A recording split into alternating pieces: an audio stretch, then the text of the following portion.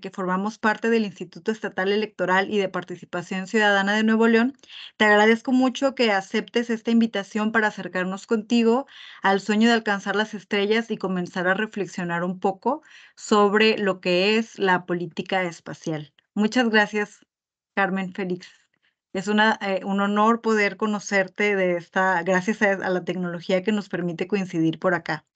Y tenemos preparadas para ti algunas preguntas y queremos empezar por algo que probablemente muchas personas soñemos y que de niñas y de niños hemos dicho tantas veces, quiero ser astronauta, quiero ir a la luna. Bueno, los viajes espaciales es algo que ha fascinado a los seres humanos y que hace siglos parecía algo imposible.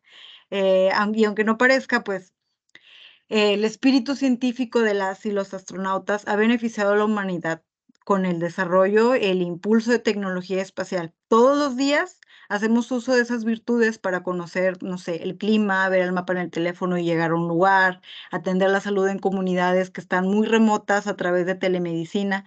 Eso significa que los avances tecnológicos tienen un propósito útil. Y en ese mismo sentido, pues considerando tu participación por parte de la Secretaría de Relaciones Exteriores mexicana en el programa Artemis, que es el que se está preparando para llevar otra vez seres humanos a la Luna, y en el Mars Desert Research Station. Cuéntanos, ¿cómo podrías explicarnos por qué y para qué hacemos exploraciones a la Luna y a Marte? O sea, para ti, ¿en qué radica este valor de la búsqueda, del deseo de investigar, de ir más allá, que es el espíritu científico? Y pues tu opinión, ¿no? ¿Qué opinas? ¿Cuál es tu postura frente a esta búsqueda de conocer más allá de los límites, ir hacia lo imposible? ¿Crees que exista agua? ¿Qué opinas tú del turismo espacial? Cuéntanos. Fíjate que, no, yo encantada de estar aquí. Eh, Fíjate que yo creo que todos nacemos, todos los seres humanos nacemos con esa curiosidad, está en nuestro ADN. Queremos saber de dónde venimos, eh, eh, cuál es nuestro lugar en el universo, ¿no? Creo que lo podemos ver a través de la historia y eso es lo que nos ha ayudado a ir avanzando en tecnología desde el inicio de los tiempos, hasta llegar al punto en el que pues Se ya cortó un tenemos, poquito, ¿me escuchas? sí, Sí, continúa, perdón. eh, hemos avanzado en tecnología al punto de llegar a cuando, bueno, ahorita ya tenemos naves espaciales, ya hemos ido a la Luna, estamos hablando de algún día llegar a Marte con una tripulación de seres humanos, ya hemos llegado a Marte con robots, pero en algún momento quisiéramos asentarnos ahí en Marte. Pero, sin embargo, quiero aclarar ahí la gente, el público en general muchas veces dice, ¿por qué la Luna y por qué Marte? ¿Por qué invertir en eso? ¿No? ¿Cuál es el sentido si hay tantos problemas aquí en la Tierra?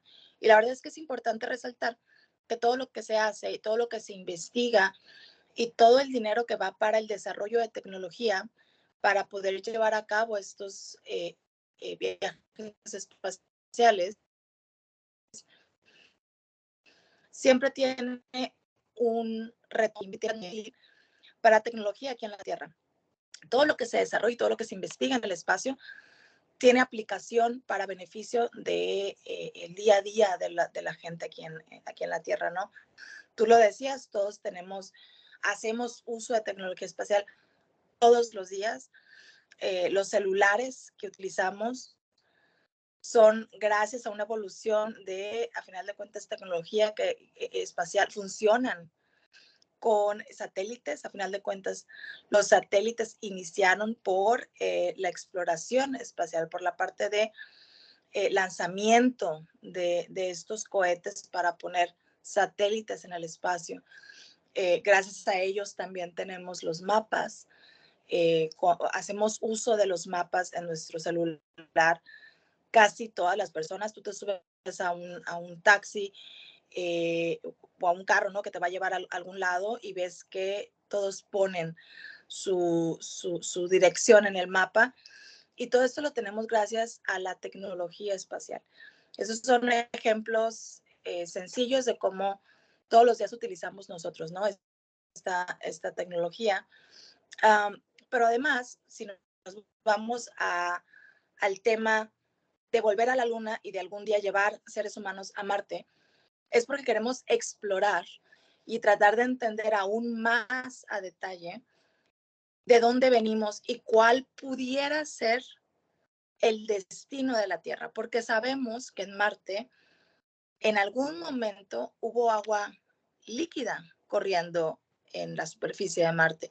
Nosotros podemos ver que hay signos de que hubo ríos en el planeta rojo.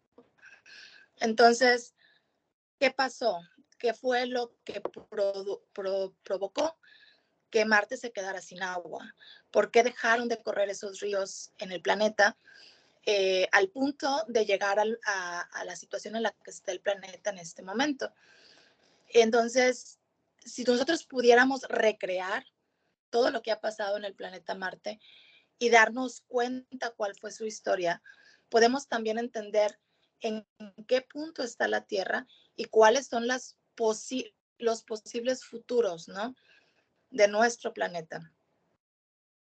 Nos puede dar también una idea de por qué aquí en la Tierra hay vida, como nosotros seres humanos, una civilización, y por qué en Marte aún no se ha encontrado, ¿no? No sabemos si en algún momento hay algunas señales que tenemos y que nos intriga muchísimo, ¿no? Si pudiéramos comprobar que hay alguna forma de vida, sería interesantísimo, ¿no? También porque es algo que cambiaría también toda la historia. Entonces, todo lo que nosotros hacemos en investigación para el planeta Marte es para aplicarlo al avance y al cuidado de nuestro planeta Tierra. Que eso es súper importante. Y también al momento de hablar de la Luna es el satélite natural del planeta Tierra. Y gracias a los ciclos, a la rotación y a los movimientos de la Tierra si tomas en cuenta la dinámica, vaya, de la Tierra y la Luna, pues también nuestra Luna es súper importante para la vida aquí en la Tierra, ¿no? Para el movimiento de los mares, los ciclos que se viven. Y entender también la parte de cómo fue que se creó la Luna, ¿no? Tenemos nuestras teorías, pero el poder entender el subsuelo lunar, el poder entender, ahorita se están estudiando maneras, por ejemplo, de utilizar el polvo lunar en el suelo de la Luna, utilizar ese mismo material, por ejemplo, para la construcción de hábitats o básicamente de casas, para poder construir estaciones en la Luna donde pueda haber pues trabajadores que pudieran desarrollar o establecer una villa lunar. Y ya se está hablando y ya hay diferentes países que han firmado este interés en participar en lo que es la villa lunar. En el que se busca que cada país contribuya con algún talento, con alguna tecnología o para esta villa lunar. Y se está hablando de lo que es el programa Artemis. Artemis es el programa que básicamente es el seguimiento del programa Apolo, que fue quien llevó a los primeros hombres a la Luna.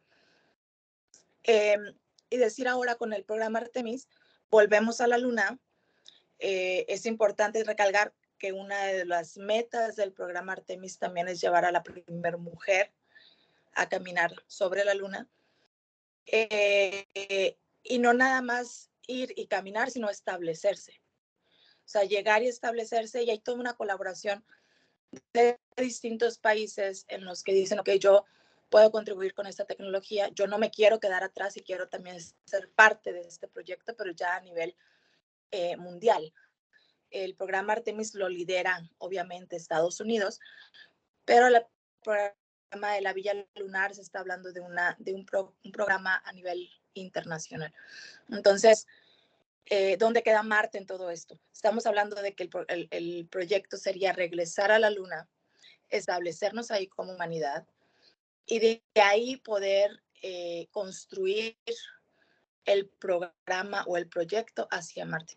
También es en parte, bueno, toda la parte técnica, ¿no? De una construcción de una nave que irá a Marte, que nos sale más barato construirlo en Tierra o construirlo en la órbita de la Tierra o construir la nave en la Luna, ¿no? Todos estas temáticas, que sale más barato, que es más eficiente, cuál es la mejor manera. También hablamos de que nos falta tal vez todavía perfeccionar ciertas cosas, y a lo mejor establecernos en la Luna por un periodo determinado nos puede ayudar a aprender cómo poder ir mejor a Marte. Entonces, es importante saber que todo lo que vayamos aprendiendo, pues se va a implementar también, a final de cuentas, en la sociedad de las personas que viven aquí en la Tierra, y en la mejora de la calidad de vida de las personas que viven aquí en la Tierra. Wow, me suena súper increíble todo lo que me estás contando, porque siento que son proyectos que, aunque se planee el costo-beneficio en el presente, son cosas que a lo mejor no vamos a alcanzar a ver, ¿no? O que incluso hace 40 años eran impensables. Eh, para poder gestionar este tipo de proyectos, yo me imagino que has afrontado muchos retos que tienen que ver con negociaciones, con entablar diálogos, justo con persuadir o convencer de que el espíritu de búsqueda, el espíritu científico y la exploración, pues van a traer de alguna manera, pues, beneficios a los seres humanos. Y justo como en este tenor de ver que también se requiere hacer una política espacial, pues nosotros, los seres humanos aquí en la Tierra, necesitamos de la política, o sea, hacer acuerdos, expresar nuestros puntos de vista, de alguna manera. Creo que aquí hace como que sea complicado, y yo creo que en condiciones de supervivencia, que son a lo que tú has estado explorando en la parte de la exploración análoga, es, o sea, siento que eres como una especie de embajadora de la humanidad, ¿no? Haciendo como hablando de política espacial. Entonces, cuéntanos, me gustaría que nos platicaras sobre lo que significa pensar, imaginar e impulsar proyectos de política espacial, ¿no? O sea, cuáles son las responsabilidades y los aprendizajes que has tenido que creo que también son, o sea, como que está la parte muy bonita de qué padre explorar la Luna, pero creo que también implica muchas responsabilidades y una visión ética, eh, como parte del Consejo Asesor de la Generación Espacial. No sé si tengan algún código ético para las exploraciones espaciales, o sea, lo fantaseamos mucho en las películas como Arrival, ¿no? No sé si la conoces, o películas de ciencia ficción que nos familiarizamos con la llegada o contacto siempre desde un punto de vista bélico. Entonces, acá, ahí en el Consejo Asesor de la Generación Espacial, ¿tienen algún código ético para abordar las relaciones espaciales? ¿Qué retos ha afrontado como estas negociaciones internacionales, tanto con industria privada como a nivel estatal para ti? ¿Cómo ha sido tu experiencia en esta política espacial? Fíjate que SJC, que es el consejo asesor que mencionas, es, uh, es parte o forma parte de toda una sección que tiene que ver con el tema espacial dentro de las Naciones Unidas. Las Naciones Unidas, hay una sección donde pues forman parte representantes de todo el mundo, y se hacen foros, se hacen consultas durante el año es la Comisión para los Usos Pacíficos del Espacio Exterior. Y esto tiene ya muchos años que se crea este consejo, este comité, para tomar en cuenta y hablar entre los representantes de los países temática espacial, porque a final de cuentas, pues esto no es algo que compete nada más a un país, sino al mundo entero, ¿no? Y cada vez hay más países que se unen y que quieren ser activamente, bueno, contribuir activamente a la temática espacial. Entonces, dentro de COPUOS, ahí hablamos de lo que son unos tratados espaciales o space treaties, y que se establecieron ya desde hace bastantes años, ya varias décadas, en los que se habla de una serie de lineamientos en los que tratamos de respetar en la mayoría, bueno, el ambiente espacial. No hablamos de que ningún país puede, eh,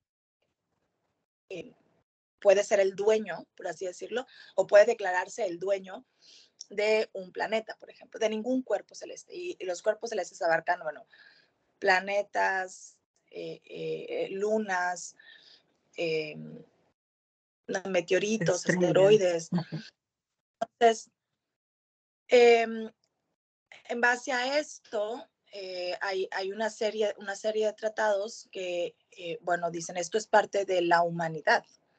Que también dentro de todo esto hace falta aún mucho trabajo porque hay aún algunas lagunas, por así decirlo, en el establecer realmente, ok, una vez, supongamos, establecidos en Marte, quién va a establecer, digamos, los lineamientos en base a cómo van a regirse esa, digamos, primer civilización establecida en Marte, ¿no?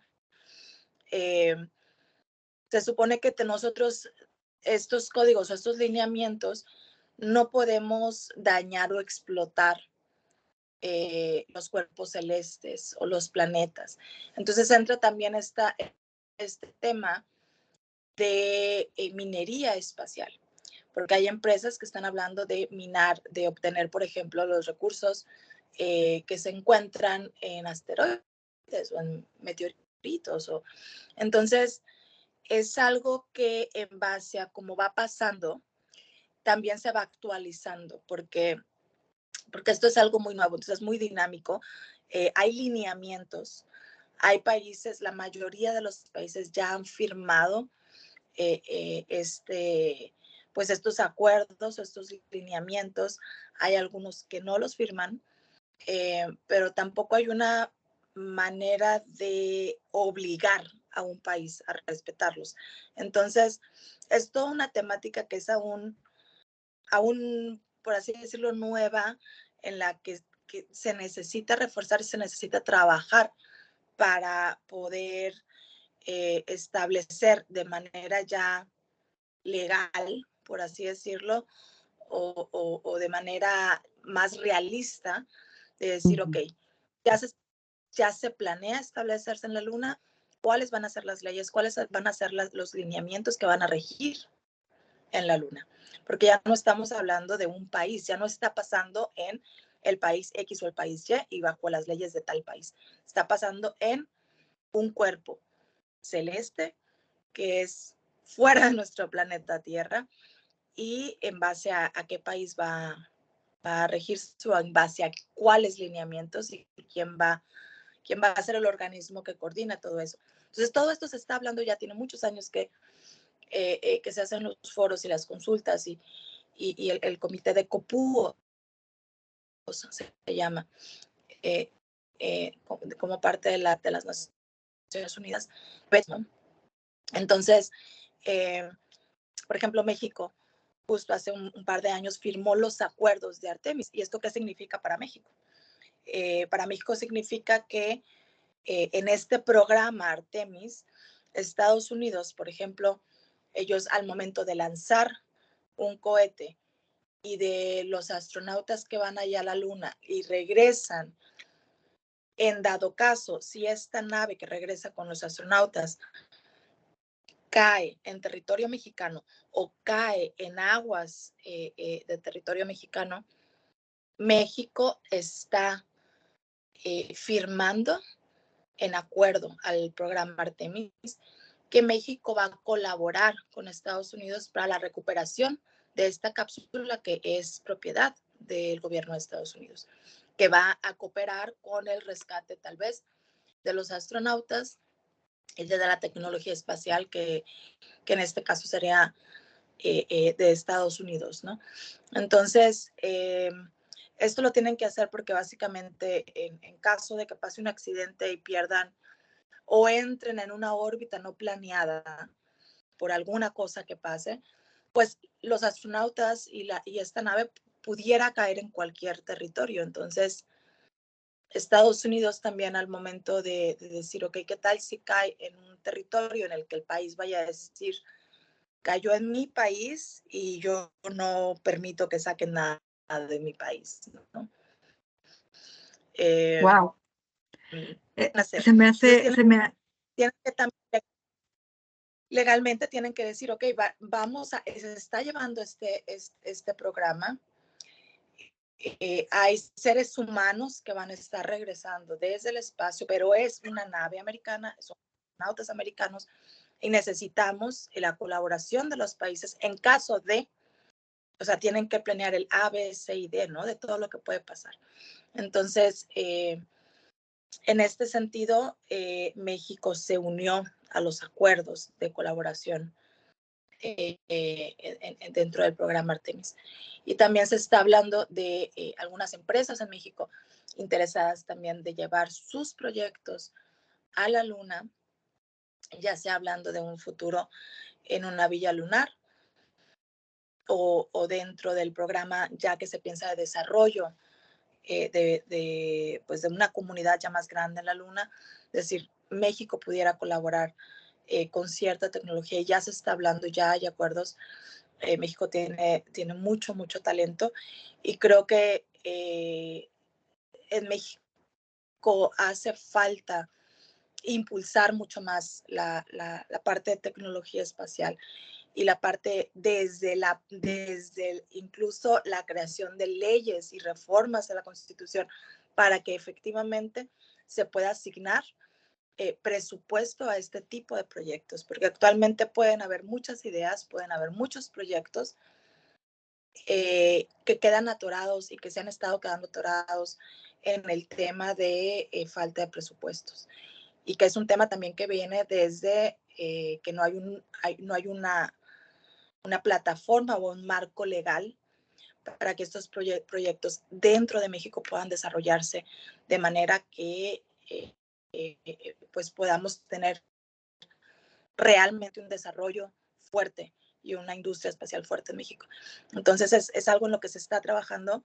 Ya lleva años en propuestas en las cuales muchísimos expertos, incluida yo, hemos dado nuestro punto de vista de por qué México no puede quedarse atrás, de por qué es importante para el país también estar involucrado en esta nueva carrera espacial y ser activos, ¿no? En cuanto a este tema, porque definitivamente es una derrama, no nada más económica que traerían todo este tipo de proyectos, pero también un desarrollo de tecnología que se puede empezar a crear aquí en México y que puede también tener un beneficio grande, ¿no? Para el país.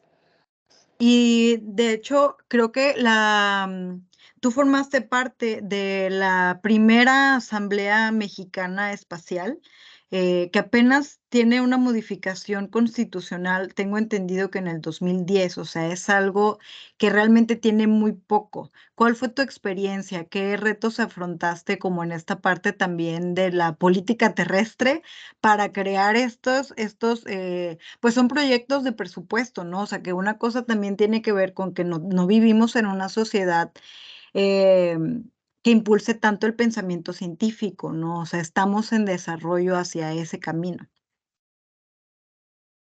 Claro, fue interesante porque justo pues tuvimos que escuchar cuáles eran los puntos de vista, ¿no? Yo siempre digo de todas las patitas de la mesa, porque no nada más podemos enfocarnos, ¿sabes? Solo gobierno o solo industria o solo academia, porque al final de cuentas los proyectos se necesitan de todos, o sea, se necesita de la academia, se necesita de la industria y se necesita del gobierno para realmente hacer funcionar a la industria espacial. Entonces, eh, creo que es súper importante y lo fue en ese momento y sigue siendo un tema, la importancia de poder colaborar de manera efectiva y directa dentro, o sea, directamente entre estos tres actores, gobierno, academia e industria. Es algo súper importante.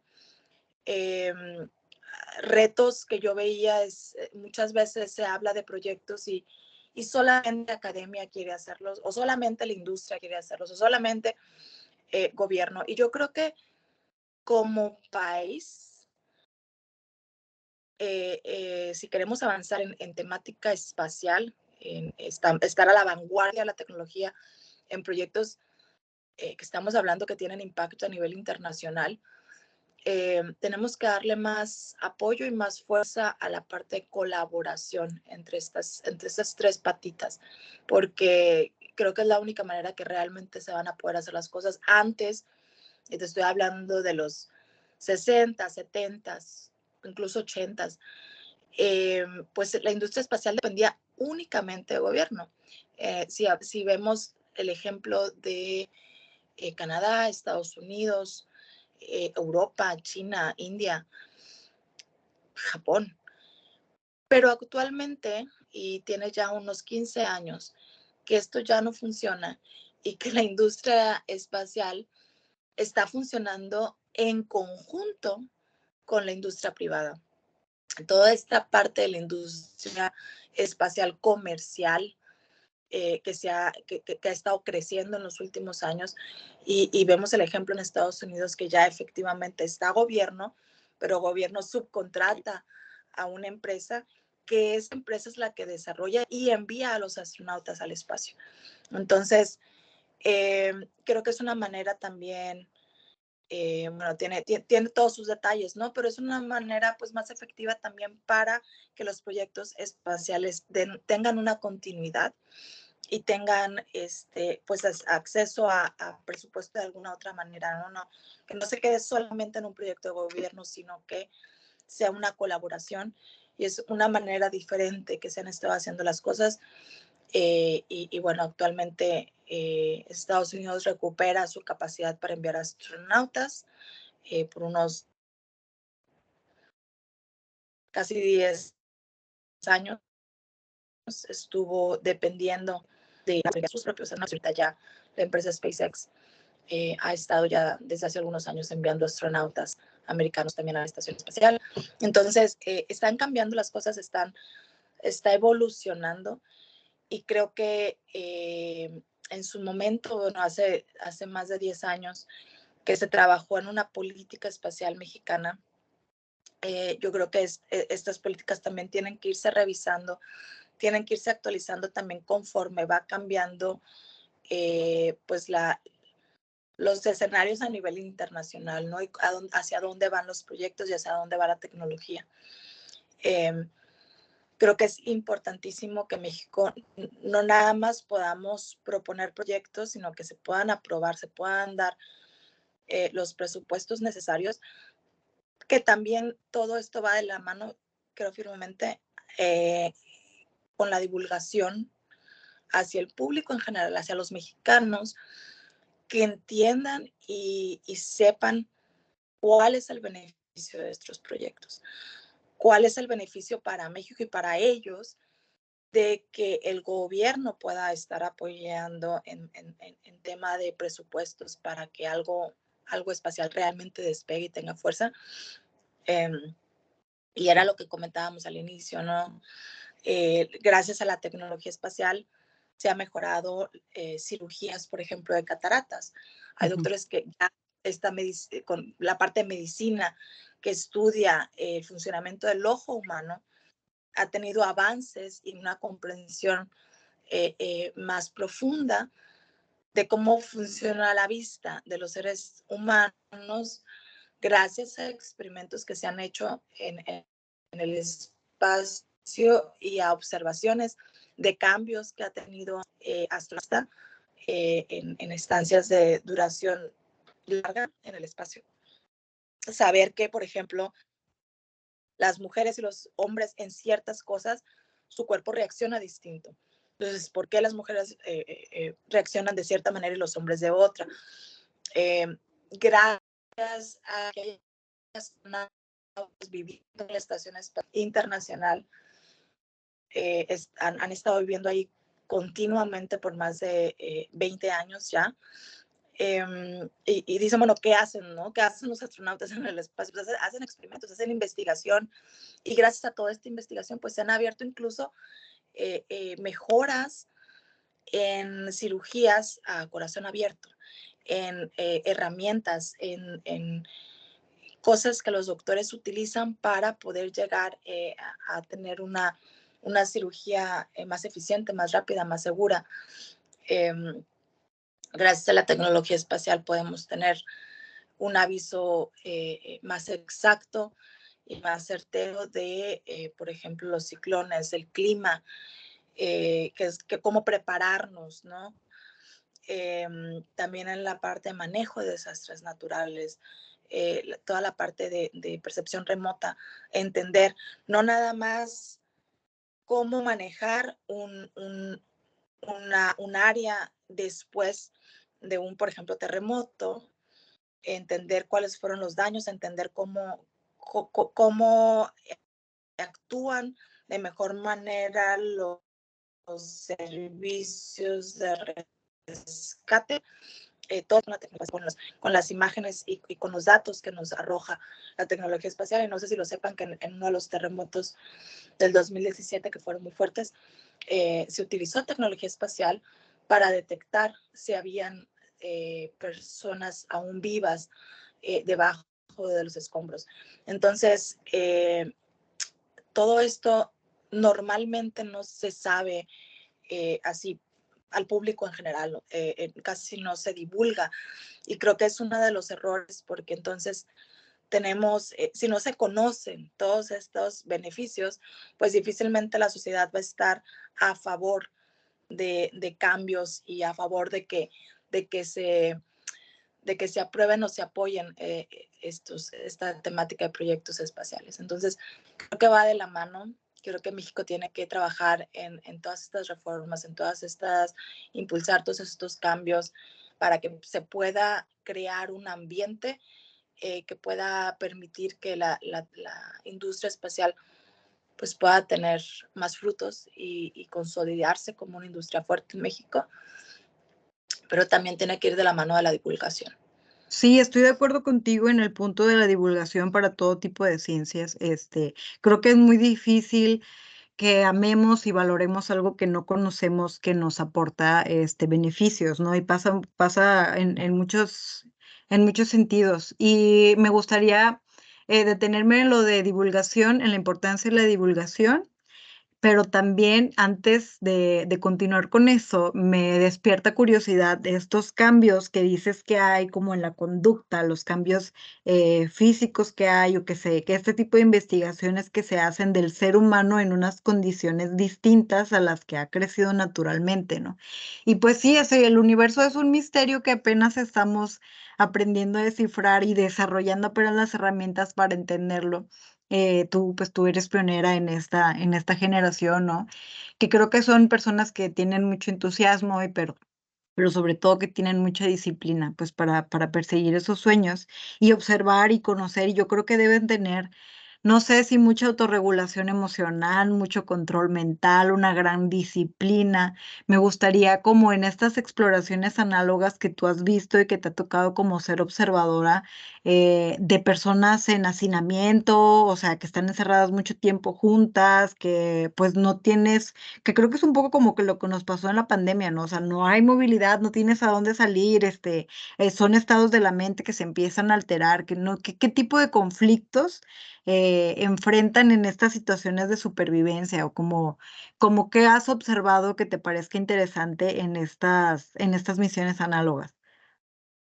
Fíjate que uno de los temas que más se tiene que estudiar antes de poder hacer una misión tripulada a Marte es precisamente el tema, no de tecnología, sino lo que tiene que ver con el ser humano, ¿no?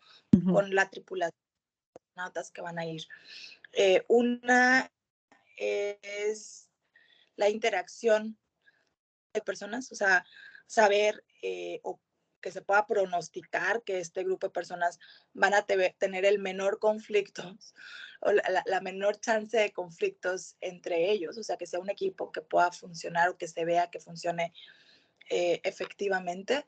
O sea, no podemos prever todo, pero sí tenemos ciertas pautas que nos pueden indicar una mayor probabilidad de éxito o no, ¿no? Entonces, durante estas misiones análogas, unas sí probamos tecnología o procesos que nos pueden ayudar a establecernos o desarrollar más fuertemente ciertos prototipos tecnológicamente, pero uno de los temas que vemos mucho es cuál es la interacción entre el equipo. Y como te decía, no podemos estar desde una semana hasta un mes o 2 meses encerrados. Ha habido programas de simulaciones que han durado 520 días encerrados en continuidad. Entonces, es mucho de observar cuál es la dinámica de estos equipos, ¿no? Cuáles son las características de estas personas que puedan aportar a una probable éxito, un mayor porcentaje de probabilidad en éxito de una misión. Porque si vemos que una persona es muy conflictiva, una persona que no, como tú lo decías, ¿no? No aguanta mucho tiempo encerrado, no va a poder ser astronauta, ¿no? A mí me da mucha risa porque muchas de las personas que conozco que dicen, es que yo quiero ser astronauta, yo quiero ser astronauta. Y llega la estaban estar encerrados. Entonces le digo, yo estaba encantada, encerrada en mi casa.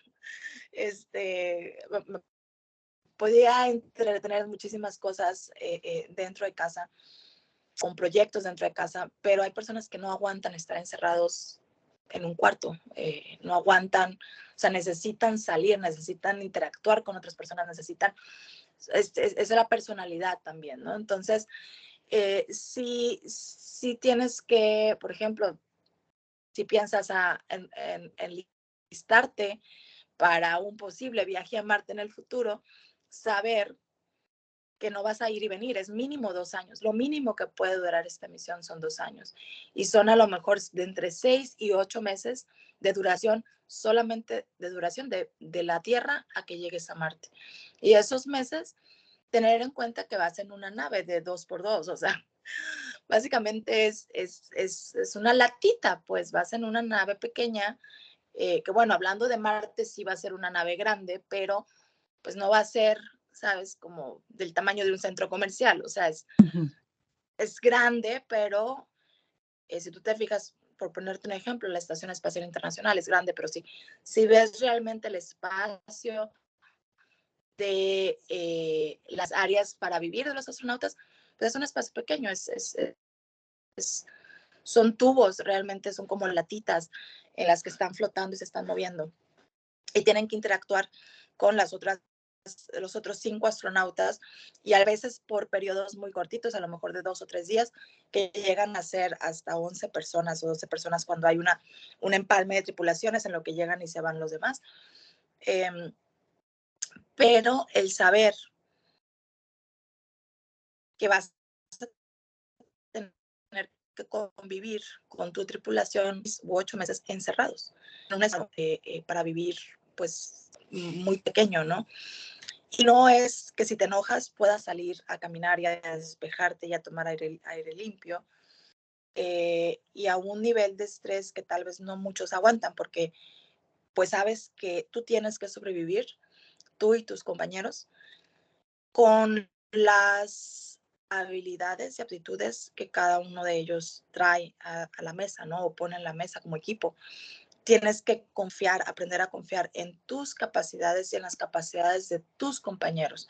Muchas personas les cuesta trabajo delegar, les cuesta trabajo, sabes, como quieren hacerlo todo ellas y solo si lo hago yo está bien y solo no sé qué. Entonces, ese tipo de personas no pueden ser buenos miembros de equipo porque les cuesta soltar el control, ¿no? Entonces, como parte de una tripulación, tú tienes que tener toda la confianza del mundo en tus compañeros, porque a final de cuentas estás poniendo en las manos de tus compañeros tu propia vida.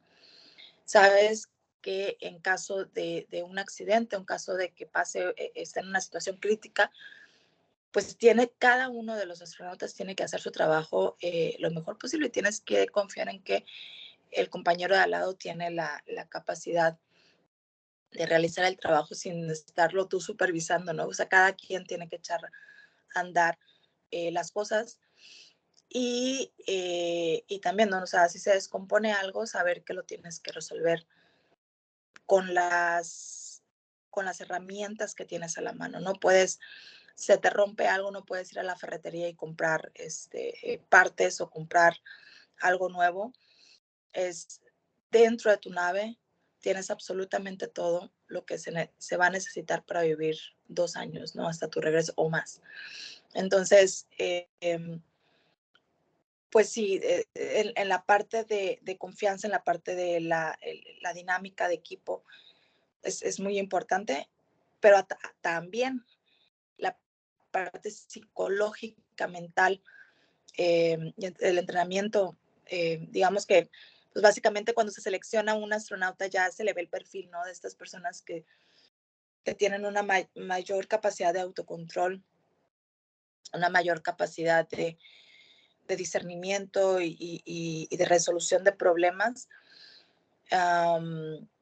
Y también, incluso los astronautas que están en la Estación Espacial Internacional, pues se les da un seguimiento, no nada más con doctores para resolver cualquier tipo de situación médica, tienen que estar en un estado de salud muy bueno, pero además tienen aparatos que los monitorean constantemente, ¿no? Cómo están sus niveles de absolutamente todo para poder prevenir cualquier cosa, incluso la parte mental, ¿no? Tienen pláticas con psicólogos cada cierto tiempo para poder evaluar cómo están llevando la parte del aislamiento, cómo están llevando el extrañar a sus familiares, que es algo, pues, también somos seres humanos, ¿no? Y están lejos de sus familias, de sus esposas, esposos, de sus hijos. Entonces, pues sí, es un tema que se le da seguimiento con doctores, pero definitivamente tienes que tener ciertas habilidades de autocontrol, incluso en los entrenamientos, ¿no? A mí me ha tocado estar en entrenamientos en los que te dejan caer, estás en un mock-up o en una que simula un helicóptero, por ejemplo, y tienes que aprender a salir de este helicóptero simulando un accidente aéreo, que caes en el agua, ¿no? Y esto lo hacemos para saber, por ejemplo, cómo salir en caso de que una nave espacial estés regresando del espacio en una nave espacial, hay un accidente, caiga la nave al agua y se esté hundiendo, se esté llenando de agua la nave, ¿cómo sales antes de que lleguen a rescatarte? Es también entrenamiento de supervivencia. Entonces, te lo ponen, de repente te apagan las luces, o sea, te lo ponen lo más realista posible, ¿no? Te apagan las luces, estás en la oscuridad, es de noche, hay una tormenta, te avientan agua, está el ruido de emergencia, está la alarma sonando y de repente dejan caer esta cosa y tú vas amarrada, o sea, tú vas amarrada hacia la silla con un cinturón que tiene 5 puntos de seguridad, o sea, no es nada más que le aprietes y ya sacas uno y te vas, no, son 5 alambritos que tienes que quitar para poder moverte. Pero lo interesante es que la nave se está hundiendo y aparte se voltea boca abajo. Y tú no puedes salirte mientras el agua esté entrando. ¿Por qué? Tienes que saber que mientras el agua está entrando, si tú te desabrochas, la pura corriente y la fuerza del agua te puede aventar, te puedes golpear la cabeza y puedes perder el conocimiento. Y ahí sí ya no tienes oportunidad de salir. Entonces tienes que esperar a que la nave se hunda completamente, se voltee y hasta que el agua entonces sí puedes salir. Si tú lo haces antes de tiempo, corres más riesgo.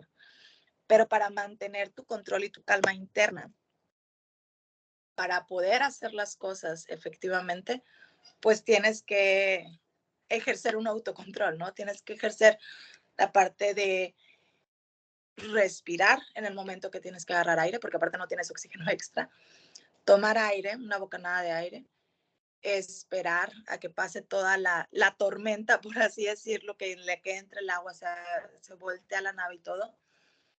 Y en este momento, ok, es momento de actuar, entonces sí que me desabrocho. ¿Dónde está la ventana?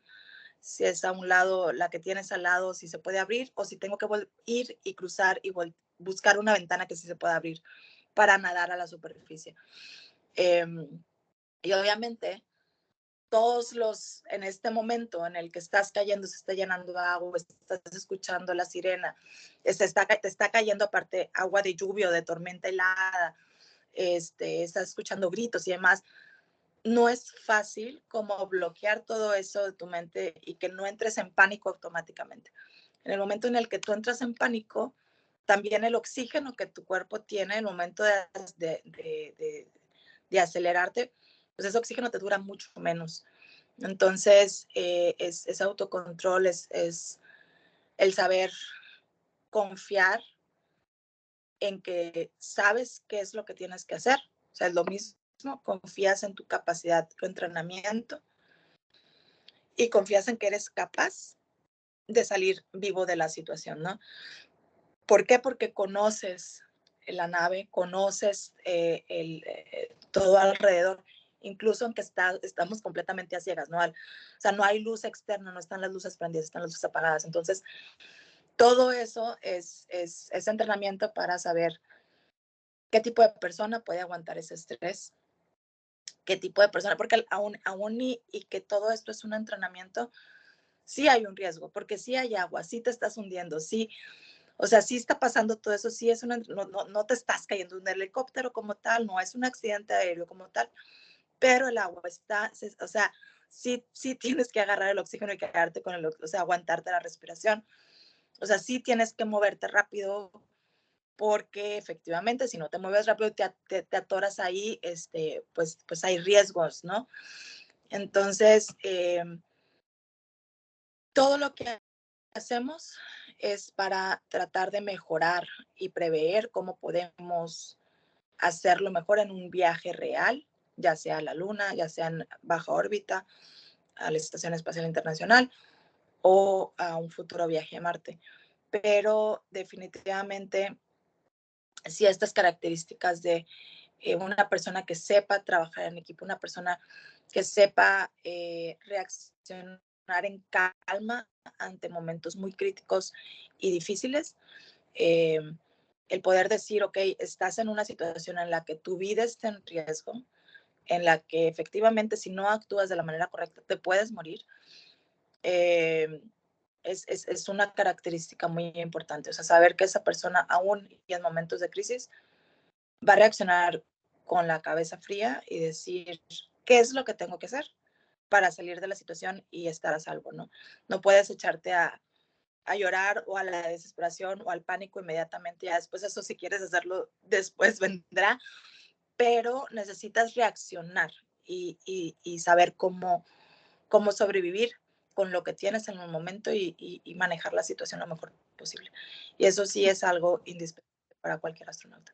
Suena como toda una aventura y aparte, o sea, si de por sí es difícil, entre los seres humanos, creo que la confianza es todo un tema que nos ha traído históricamente muchos problemas. O sea, creo que justamente el desarrollar esas capacidades hace que sean personas extraordinarias, ¿no? Porque, o sea, tienen una autorregulación, pues, que nos cuesta, ¿no? Los seres humanos, como mantener las emociones, como que de pronto no nos impiden a veces hacer acuerdos y tenerlos como pensando no solo en tu supervivencia, en la supervivencia de tu tripulación o la tripulación en la que estés, sino que además lo que tú hagas o lo que no puedas desarrollar en el aprendizaje que puedas o no tener, o sea, es un desarrollo que es un aprendizaje que va a tener o no va a tener la humanidad para mejorar sus experiencias en este sentido. Me quedan aquí 5 minutos de la videollamada. ¿Te puedo volver a mandar la liga? Sí, Me faltan 2 preguntitas. Okey, déjame cuelgo y te vuelvo a marcar. Okey.